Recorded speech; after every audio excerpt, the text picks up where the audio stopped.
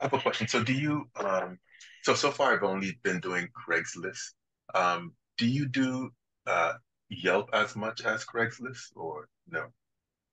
So those are two different things. I mean, besides just the platform, but they're two different ways of going about getting clients. Yelp is something that you set up and it just sits there. And you have, I mean, you might do updates, but Yelp is something where as you get clients, they'll leave a I review. see. It's a thing that just sits there and people find it. Okay, it's But, just passive. but Yeah. yeah. And then Craigslist on there's two different things on Craigslist. One where you post your services, and that would be much like Yelp, where you have something sitting there for people to find.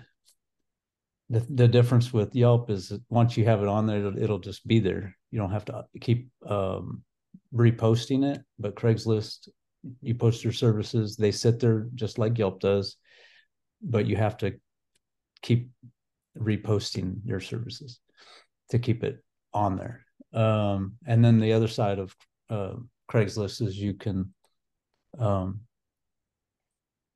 you look for businesses needing help, and then you respond to those. So